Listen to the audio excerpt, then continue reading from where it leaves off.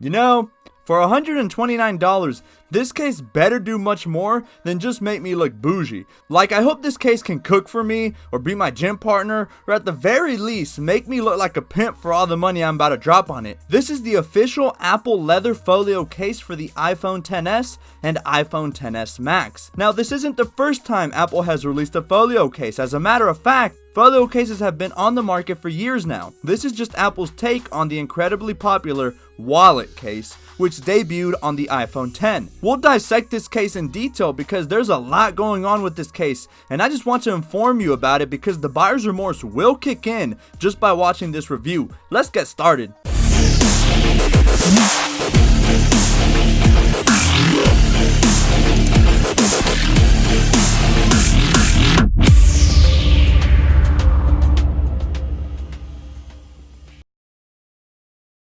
Alright, first things first, for $129, this deserves a fancy unboxing. Boom. Man, that was anticlimactic. Anyway, you can pick up this case for $99 for the XS or $129 for the bigger XS Max in 5 colors. And this already brings me to my first complaint about the case, the color selection. We only have 5 colors to choose from, and honestly, I'm sure the majority of people will either go for black or red. Like, the other colors are cool, but where's taupe? Where's saddle brown and midnight blue? Apple's classic colors that are staples on all their other products are absent here, but meh, I guess we got to do with what we got. Make no mistake, these cases are definitely superb quality, being made from Apple's luxurious European genuine leather found on their $49 cases as well. To be sincere, it basically is the exact same case with an additional flap of leather glued and stitched to it. The leather will basically wrap all around your phone, and as with the other cases, comes lined in this microfiber material that will protect the back of your delicate and expensive iPhone glass back from getting scratched, because your iPhone deserves those kind of luxuries. I'm not gonna lie, the phone looks really dope engulfed in the case.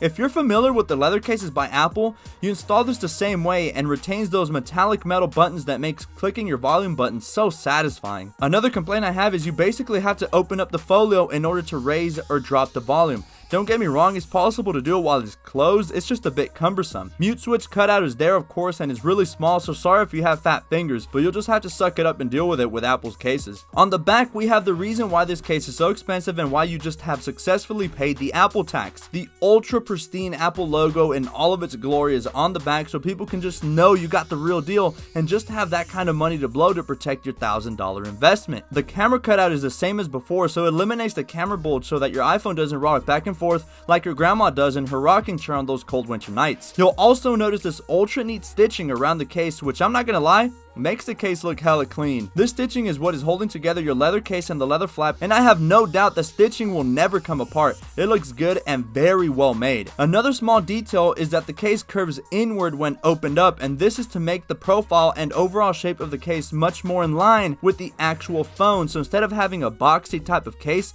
it contours and complements the body of your iPhone, just like the favorite dress you love on your girl complements those curves. You already know. Now, the biggest feature to this case, and probably the only reason to justify the price, is what's on the inside. It's kind of similar to why you're still in the friend zone. The case has a very tiny magnet that activates the sleep-wake function to your phone, exactly like how those smart cases for your iPads work. Simply close the flap and your iPhone is put to sleep, and lift up the flap and now your iPhone is woken up from its sleep. Now, it is important to mention before considering buying the case is that the magnet is weaker than you are on the bench, bro. The magnet doesn't even feel like a magnet. It's only strong enough to activate the internal magnets within your phone to sleep and wake your phone. When I first saw these cases, I thought these cases were going to clasp down and secure my phone shut, but boy was I wrong. It kind of sucks, honestly. I wish the magnet was stronger and would actually seal your iPhone shut, but instead it kind of just hovers over your phone and can actually accidentally wake up your device while it's in the bag or your pocket. So I wonder if it actually can have a negative effect on your battery life by waking and sleeping your device while it moves around in your pocket or purse, since that little flap moves so easily. Another purpose for this case is to potentially make you ditch your grimy old wallet, especially you fellas. You know darn well having that wallet in your back pocket is slowly causing your back to get jacked up. Apple has you set with 2 neat stitchings here, and it is important to note that Apple advises to only put debit cards in the front pocket, as your cards may get demagnetized if you put it in the back pocket. I found I could comfortably put 3 cards in the front pocket without adding excessive bulk, which is perfect for me. I carry my driver's license, my Amex, and my debit card. And now I can leave the house knowing I am gravy in the event I get pulled over or pull up to the club and can pull out my ID in style. The back pocket is perfect for gym membership cards, small bills, or if you're living in the US of A, you may have to fold your bills, which in turn adds some heft to the case, so I try to carry as little cash as possible. The back pocket is just perfect for receipts, movie tickets, and other important necessities. Wait, not that. You know what, just remember boys, cover your joker before your poker, honestly. What I like is that despite adding 3 cards and some cash, you'd think it'd make your case really bulky and ugly, but because the leather is so flexible, it really doesn't add too much heft to it. It actually looks really clean since the majority of the bulk is going to be centered to the middle of the case. You know, obviously don't go adding your health insurance card, the 8 credit cards you've used to get all these Apple accessories, and all that cash you have to afford these things, as at that point your case will kind of look like Godzilla. But another good thing is the 360-degree protection it gives. It adds twice the protection that the regular leather case provides, thanks to the flap covering your precious glass screen, and adding cards or cash can actually be like a pillow for your phone in the event of an accidental drop. But can it really replace your wallet? For me it actually did, but I don't know about you girls. I know your purse is a dark abyss and you keep everything from an Allen wrench in there to leftover Chick-fil-A fries from the other day. I can easily manage with just my ID and Amex really, as all my other cards including my debit card are all on Apple Pay anyway. But of course my needs are going to vary wildly from everyone else, so do keep that in mind. One other important thing to mention is that the case is compatible with wireless chargers. Just have some common sense and make sure you charge your phone while the flap is closed, as the extra leather cards and moolah will create too much space for the inductive charging to work if folded back. Now it seems like this case is a godsend, but there are minor nuisances that will start to annoy you over time and make you regret ever buying this case. First off is the obvious cost factor. It's hard to justify this case at $129 for the Max models and even $100 for the regular 10s. Like, I know Apple has their battery cases priced at the same price, but at least those serve some actual real world and practical purposes by increasing your battery drastically. In that case, the price to me is justified, as it gives me extra peace of mind by having all day battery. If you haven't, you should totally go check out that review on my channel. Another thing I found to be annoying is the flap. Like, multitasking with this case on is very tedious, and I consider myself an expert multitasker. You now have to have the flap folded back if one-handing your phone, and as mentioned, the magnet is too weak to magnetize the flap to the back of the case, so you'll have to fiddle with holding it in one hand. Nitpicky? Maybe, but it can be quite intrusive having to move over the flap constantly. Another obvious consequence of the flap is when trying to take video or pictures. Now okay, raise your hand if you're a big Snapchat user like me. Okay, Snapchat users, beware. The case will get in the way of the snaps taken from your back camera almost every single time unless you fold the flap back and leave space for the camera. Do you realize how annoying this is? Like, it's not even a lazy issue. Like, the flap is just there bothering you while trying to take pictures. Like, I don't know how to explain it. If you were to pick up this case, you'll know what I mean. What if I don't want to use the chat on Snapchat and actually send a snap using my back camera? This is just a very small first world problem, but you can see how it can get annoying very quickly over time. Now, if you want to take video, you'll have to either open up your folio case like a book and look weird as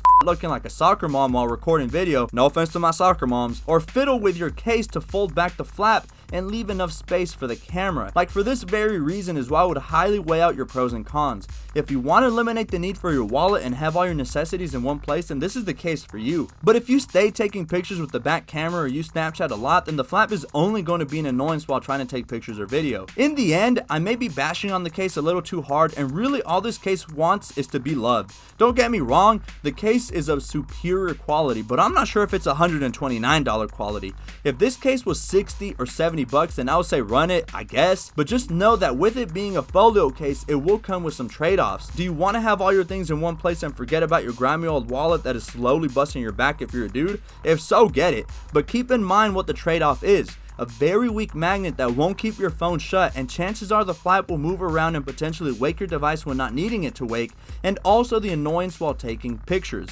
For me, to be quite honest, out of all of Apple's official cases, that being the silicone case, regular leather case, smart battery case, and this one, this probably is my least favorite. Like, this makes your case look so elegant, like it really does make it look nice, but I don't know, I cannot justify the trade-offs for it. The color selection, the price, and the way it hinders my ability to one-hand my phone freely are some of the main reasons I tend to choose the other cases over this one.